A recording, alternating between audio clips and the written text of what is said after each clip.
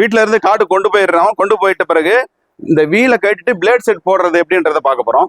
Simple Jackie ஒன்று இருக்கு.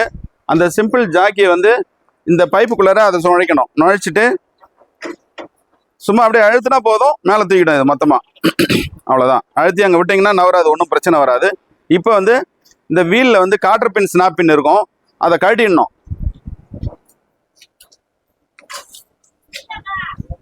அவர் கழட்டுறாரு பாருங்க, அதுதான் வந்து ஸ்னாப் பின்னு. அது வந்து குறுக்கால இருந்து வர்றது காட்டர் பின். அது ரெண்டுத்தையும் கழட்டினீங்கன்னா செட்டை அப்படியே வெளியே எடுத்துடலாம். இந்த பிளேட் செட்டை வசம் பார்த்து போடணும். எந்த பக்கம் வெட்டு வசம் பார்த்து போடணும், மாற்றி மாற்றி போடக்கூடாது. லெஃப்ட் ரைட்லையும் ரைட்டு லெஃப்ட்லையும் போடக்கூடாது. போட்டாலும் வெட்டும், பயப்பட தேவையில்ல. இங்கே வந்து பார்த்தீங்கன்னா இதே மாதிரி தான் காட்டர் பின் ஸ்னாப் பின் இருக்கும். அதை எடுத்துட்டு ஒரு கொத்து வேணால் எடுக்கிறதா எடுத்துக்கலாம். இதை வந்து பிளேட் செட்டு மாட்டினதுக்கப்புறம் எப்படி இறக்கி விடுறதுன்னு பாருங்கள். கொஞ்சம் பொறுமையாக நீங்கள் பிடிச்சின்னு தொம்முன்னு விட வேண்டாம், பொறுமையாக இறக்கி விடுங்க. பொறுமையாக விட்டுட்டு அதுக்கப்புறம் வெளியே எடுத்துக்கலாம்.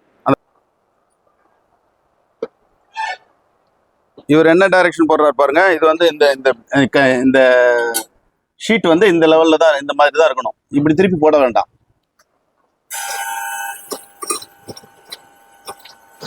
ஸ்டார்ட் பண்ணிட்டு இதுல வந்து வாக் கியர்னு இருக்கும். இந்த வாக் கியர்ல போட்டுக்கோங்க. இதெல்லாம் வாக் கியர்னா ஸ்லோவா ஓடுறது.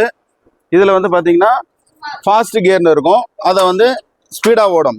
இந்த பிளேட் செட்டு வேகமா ஓடும், அதை போட்டுக்கோங்க. இதுல வாக் கியர்ல போட்டுக்கோங்க. இதுல போட்டிங்கனாக்கா இந்த பின்னாடி இருக்கிறது வந்து ஸ்லோவா ஓடும், இது வந்து வேகமா சுத்தும். அப்போ உங்களுக்கு பூமியை வெட்டும் நல்லா கட்டி எடுக்கும்.